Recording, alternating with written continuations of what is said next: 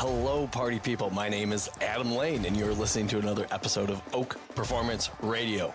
Enjoy the show. Ladies and gentlemen, welcome to Oak Performance Radio. I'm your host, Adam Lane. If you're new to the show, our goal here is to create some content, some fantastic content for athletes, parents, and coaches. We tell stories, have laughs, and go into everything that is the end game of athletic performance, helping athletes achieve their optimal performance and be the best they can possibly be. Enjoy the show. Ladies and gentlemen, welcome back to another episode of Oak Performance Radio. I'm your host, Adam Lane, flying solo today, friends, because I want to be straight with our listeners here. And I want to really educate. Like we get smart coaches on here talking about their sport and training and what they do and how they do it. We get smart strength and conditioning coaches on here talking, their methods and methodologies and stuff like that. We have athletes that have had successes that we get on the show where we talk about, the awesome things that they've done and how they've grown as an athlete and the successes they've had and stuff like that. And I want to be crystal clear with how we do things, because I think if you're a parent, if you're a coach, if you're trying to figure out this world of strength and conditioning, like how do I make my athletes better? Not that we're the end all be all, but I feel like we have a pretty good handle. And there, guys, there's lots of rhymes, lots of reasons for what we do and why we do it. And I'll be very honest with you guys. This is year 13 of owning a gym, and we have pivoted many times over. And not like massive pivots here, but like we're always tweaking things in which to try to do the best that we can to provide the best product that we possibly can for our people. Like that's a big deal for us. I have now found no greater joy in life than watching kids get better and being a small piece of that. Again, I think there's nothing better in life. Like it's brought me so much joy. That's why our staff is so dedicated, because they're addicted to that. They're addicted to helping kids get better, and it's absolutely fantastic. So I want to take you really like this, like elementary, middle school through high school into college, and what this looks like. So we've been part of Power Athlete methodology for a long time. Like that's where we get a lot of this athletic athleticism base. And the thing that really sold me on Power Athlete is that they actually define athleticism. And I don't think anybody defines it, because it's like, oh, I'm getting to the weight room, I'm going to get stronger, I'm going to get faster, I want them to get more athletic. Okay, I don't care what sport you're doing. I want you to get more athletic. And the definition that Power Athlete has coined here for athleticism is the ability to seamlessly and effortlessly combine primal movement patterns through space and time to perform known and novel tasks. So to effortlessly and seamlessly. So to just be butter smooth in whatever you're doing through known and novel tasks. So like, hey, I'm shooting a free throw. This is I've done a billion of these. This is what this looks like. Or a novel one where like you're in a wrestling scramble and you get in a position you've never been in before, and you're able to plant the foot exactly where you need to and, make the turn and get the three, whatever it is. But like that is our goal here.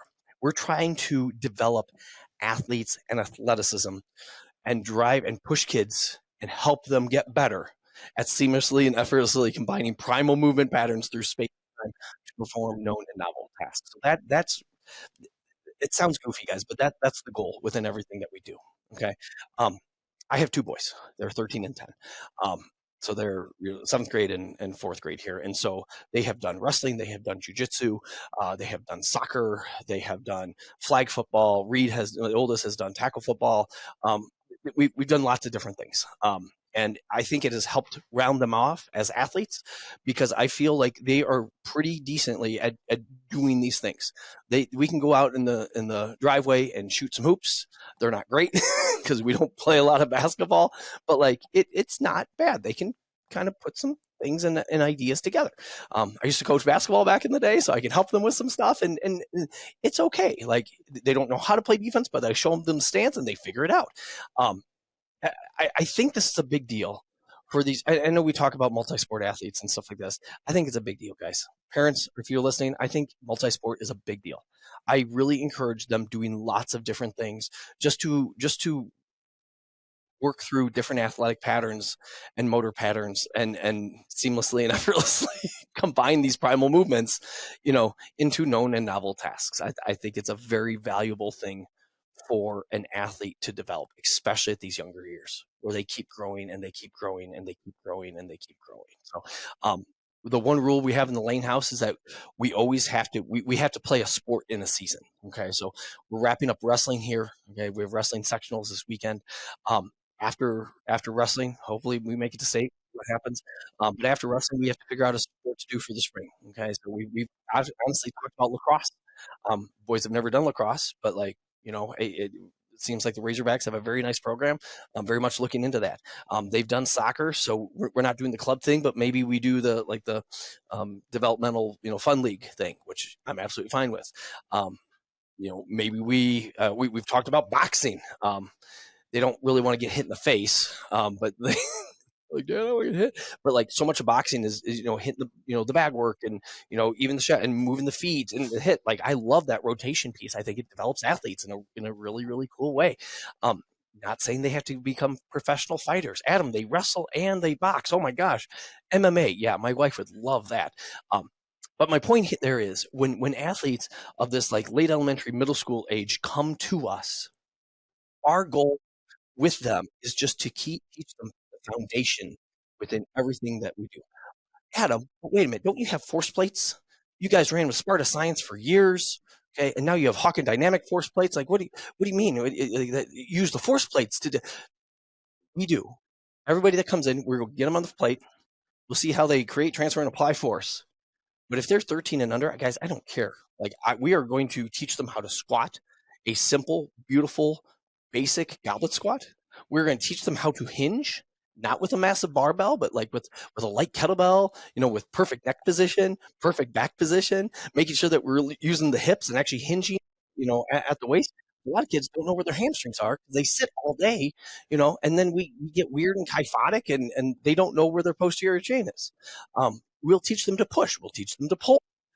This sounds terrible. I can't tell you how many high-level athletes, and if you're just listening to this, there are air quotes there, but how many high-level athletes we have had in the past that come in and they can't do a good push-up, like a good push-up, which consists of locking up a plank, getting full, flexion extension of the shoulder, coming all the way up and all the way down. Like that's a big deal. If our volleyball players who are swinging 100 times in a night can't do a good push-up, like I'm worried about your shoulder health. Like that just makes sense. You can't do a good push-up. I'm concerned about your trunk health. Like, you're whipping through.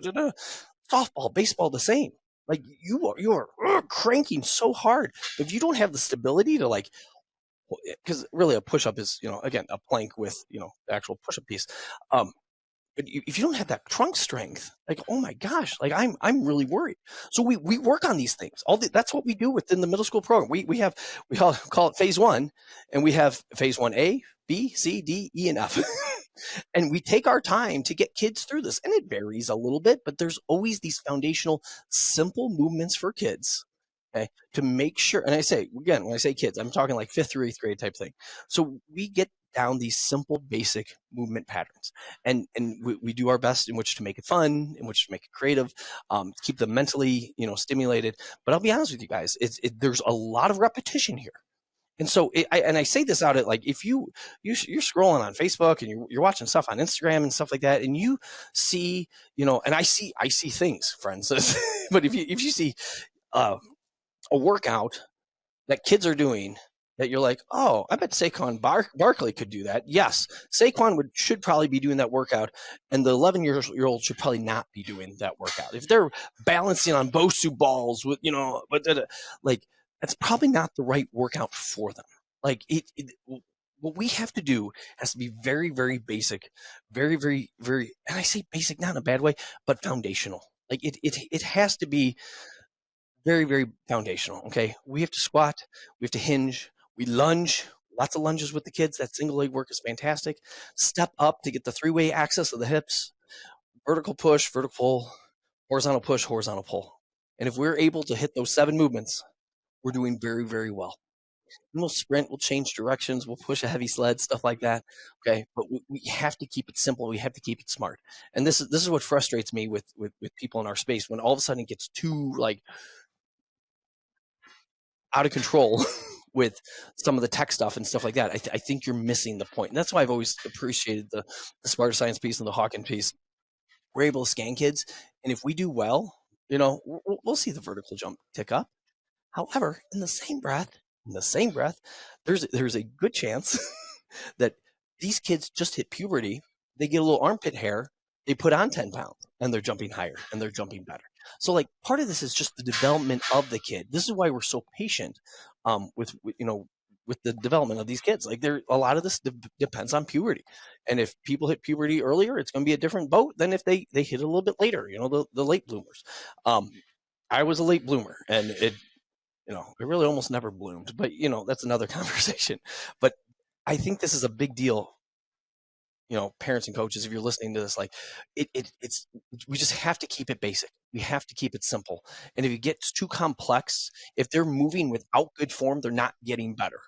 If you're squatting without a good low back, you're not getting better. And that's not going to transfer, to being seamless and effortlessly in known novel tasks. Okay. If you're lunging and your back is rounded, that's not transferring. Okay. If you're doing these short pull-up reps, like, it's not going to transfer. Like, we need perfect form in everything that we do. And that middle school time is the time that we teach it.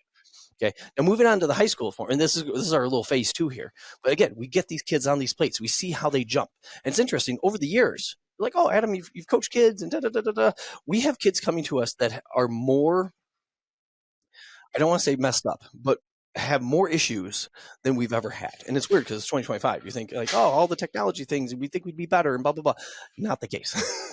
I feel like the kids that we had back in 2012 were a little bit more well-rounded because they did different sports and stuff like this. And now we have kids who have been playing baseball for 10 years and they're 13 years old, and they or softball or volleyball or soccer or whatever, and they have some characteristics that are amazing, but then they have some characteristics that are very much lagging. And so we're able to scan these kids, and this is from all the years of Sparta Science, history and research and stuff like that. And then this is now we've rolled it into Hawken Dynamics here. But we look at how athletes create, transfer, and apply force. So that creation of force is the going down part, okay, the eccentric there, the breaking RFD if you're a force plate nerd.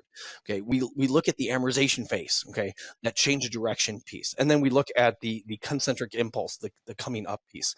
And if those are relatively balanced, we have a good athlete. We have a healthy athlete, and now we can drive that performance piece. If we don't have that, which we seem to find more often than we want to, if we have kids that are off, okay, we do address the weakest link there. So phase 2, phase 2A, phase 2B, phase 2C, phase 2D, phase 2E, and phase 2F are still a foundational program. We're integrating the use of the barbell more than what we did with the middle school with phase 1. But with phase 2, we're using the barbell more, and we're also tailoring their program a little bit, not to what they are and who they are. If we have a young athlete who is very, very weak, okay, who is low load, they just don't create force well. They're weak anteriorly, so they're like weak in the quads, hip flexors. They might have knee issues because of this. We focus on a program that's a little bit more knee dominant, a little less hip dominant, not a lot. You still lunge, you still step.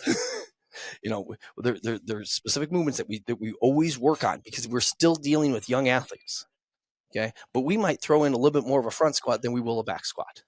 So we get a little bit more of that knee forward flexion piece than the hip forward or than the hip flexion piece. We have kids, guys, and I say this is kind of funny. We have kids that jump and they barely bend their knee. They just throw their butt back and go. And so, do you need your hips to jump? Yes. Do you need your knees to jump? Yes. And there should be a balance there. And sometimes it happens so fast. That's why we have the force plate, so we can actually see that and track that. So if we have a low load athlete, we'll put them on the load program to make sure that we drive that load piece up. Okay. And then we will test and we will retest and we'll retest and we'll see how things change. And what will happen is that kids will change. Is that a 15-year-old volleyball player will probably not turn out the same way they did, then as an 18-year-old volleyball player. They're going to be wrestler, football. They will change as the years go on. Okay. Especially if they continue to play that sport that they've played for so many years. Okay, if they completely change sports, there's a good chance that their scan will change. Okay, but I'm sorry, and scan will change quite a bit over time. We had, this is years ago, but we had 2 volleyball middles that were both very, very good. They were on our ones team. Well, here I'll call them Savannah and Emma. Emma was a big softball girl. Savannah was a big basketball girl. They scanned out very differently. But then I think the sophomore years on both of them, they stopped playing their other sports. They focused on volleyball, which was great. They're multi-sport athletes. That was amazing. Okay, for such a long time, multi-sport athletes. And then when they hit their junior year, they stopped playing. Well, then over that time, okay, they kind of morphed into a very similar scan, really identical scan, because they were playing the same position on the same team with the same movements, and they kind of morphed into it. But however, Savannah was different early on because she was playing basketball, and Emma was different early on because she was playing softball. Those are two very different sports. Those are very different demands. Softball, very rotational, very snappy.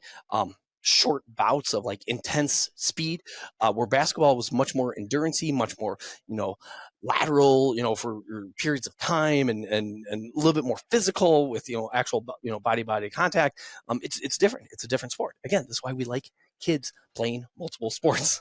But going back to that is that our goal with these phase 2 kids are to balance them out, to make sure that how they create, transfer, and apply force, their load, explode, and drive are relatively even as we can get them. Okay, now it doesn't have to be perfect. Okay, but we want it decently healthy. Once it is there, friends, now we can drive. Now we can really push the limit and really drive. To drive that vertical up more. To drive the speed up more, the weights up more, and stuff like that, and create a little bit more of a well-rounded, balanced program. There's no need in which to throw a balanced program at an unbalanced kid. And that's where I think we do some special things here, is because, it's the force plate, like I don't guess anymore. I don't want to look at a kid and be like, oh, you need this program. I don't know. I mean, I kind of know because I've been doing this a long time, but like, it's so much easier to get you on the plate and let's really take a scientific look at what you are doing and how you are jumping, how you're creating, transferring, applying force. And guys, let's be clear. If you scan out better on the force plate, you're going to run faster. You're going to change directions better. You're going to jump higher. You're going to be able to back pedal quicker. You are going to be able to, seamlessly and effortlessly combine primal movement patterns through space and time to perform known and novel tasks better if you scan out better. And that is the goal. That is the goal. And as these athletes get going, again, we phase 2, guys, is basically very much a simple, what we call linear progression with a lot of the strength movements. So with the deadlifts and with the squats and the bench and stuff like that. Adam, bench press? You said bench press? Yes, we still bench press, friends. We love that horizontal push. Okay, we'll also horizontal pull. Now, we don't get too crazy with it, but we think it's important. Okay. Phase 2 consists of linear progressions in the sense of, hey, we're just going to go 5 pounds, 5 pounds a week, and over time, get better and better and better.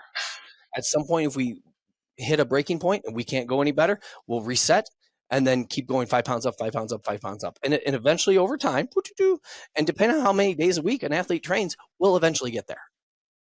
It might take 6 months. It might take 3 years, okay, depending on how consistent they are, okay? But then, friends, that lays the foundation. After that, we do have a phase 3 that gets a little bit more into spicy stuff, into some rep max work and some things like that. A little bit more higher level movement patterns and stuff like that. But that's only for the kids who have mastered like these foundational movements. And that's the bottom line. And guys, I'm almost not excited to talk about phase 3 because that's the most like special program that we have. And there are different ways we can go off that too. We have a post-activation program with that. We have a called PAP. We have a little triphasic program that we can run off of that, which is a great, great program. You just have to have the time for it, and you have to be able to put in really at least 4 days of actual, weight room training a week. And so that's a nice summer, like off-season program and stuff like that. And that's where we can really get down, deep in the weeds with some training and have a lot of fun. But you have to have a foundation to do it. You just can't be like, I'm going to do this triphasic program today. Let's go. Because you have no base. And that's the thing. It bothers me to see coaches out there that like, we have this program and it's the most amazing program ever. And they just stick their flag in. And I don't care what it is. There are lots of good programs out there. Oh my gosh, we only do 5-3-1. Yeah, 5-3-1 is a great. We only do conjugate. Conjugate's amazing. Louis Simmons is the man. He is the man. He also worked with some of the most strong, foundationally balanced guys with some steroids that there have ever been, and they were fantastic. Now we're trying to take this program and turn it into something that looks like strength and performance for middle school and high school kids. It might not be the same, and so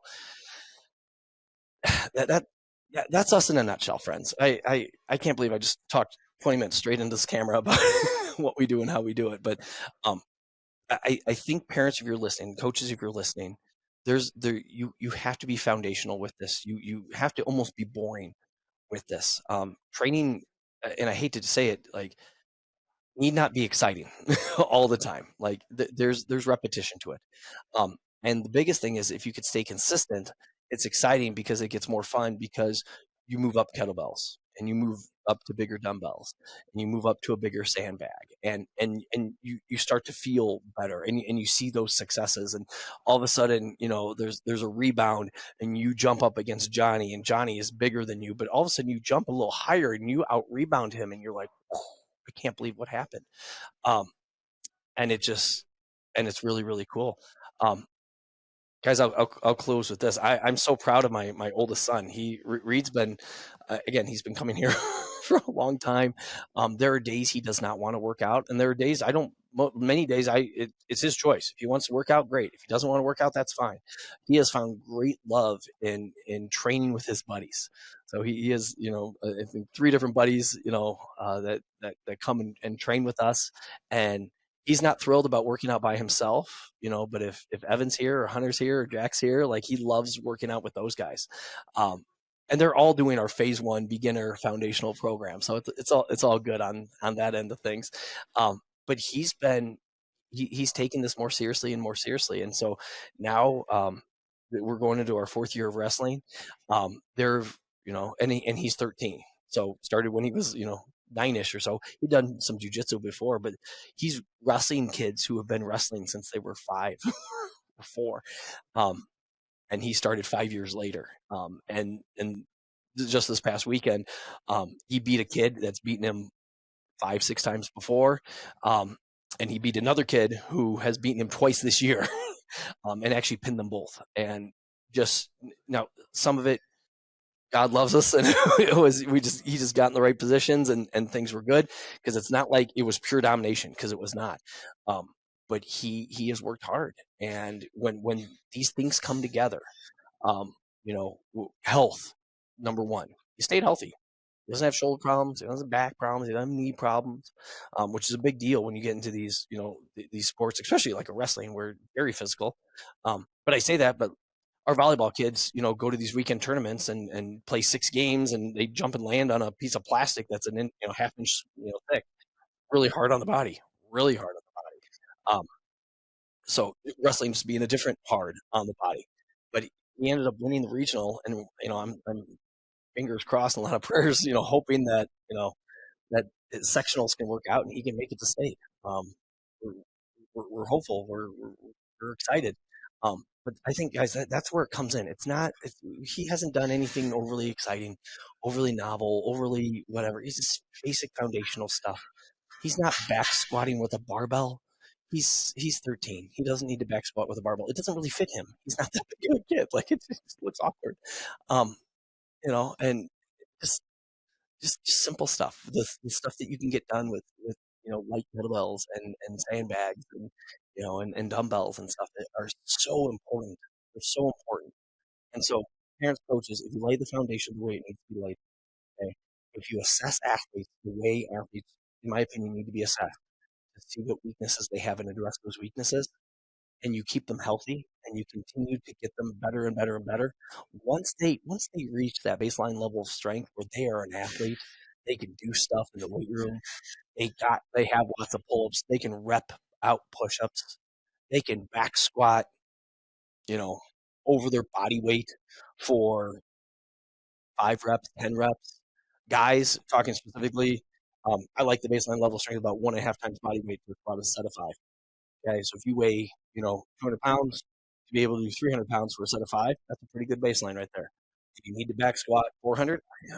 It depends kind of what you do and position you play and sports and stuff like that. But like that foundational piece, guys, is so gosh darn important. So, friends, killed 25 minutes here.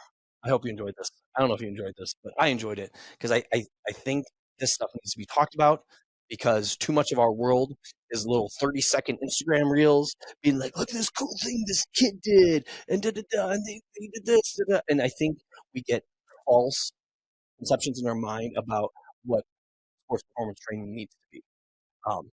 And sport-specific training, again, they're air quotes here if you're just listening, versus, just foundational, GPP versus, developing athleticism and that piece. So, friends, thanks for listening. I had fun. I don't know if you had fun. I had a lot of fun. We won't do another one of these for a while. We'll give you a break. There was a lot to digest here. Parents, if you have any questions, coaches, if you have any questions, don't hesitate to ask. We take a lot of pride in what we do here, and we're always trying to improve what we have, little tweaks here and there. I just redid those programs I was talking about earlier. Phase 1, A, B, C, phase 2, A, B, C. Like I liked what we were doing. Some really good things there. Scans were going up. The data was really positive, but there were just little things. I'm like, how can we make this better? And because I'm a crazy person, I could just relax and be like, oh, we're good. But no, I want to. I always want to be improving. So I think we're pretty good right now. Next year will be better. Year after that will be better, and we'll continue to improve. And we're continuing to adjust based off the athletes and whatnot that come in the door. We want to serve them the best that we possibly can. Ladies and gentlemen, thanks for listening. We'll catch you on the next one. Ladies and gentlemen, thanks again for listening to another episode of Oak Performance Radio. Don't forget to check us out on the social at Oak Performance and online at www.oakstrength.com/Oak Performance. Thanks for listening, and we'll catch you next time.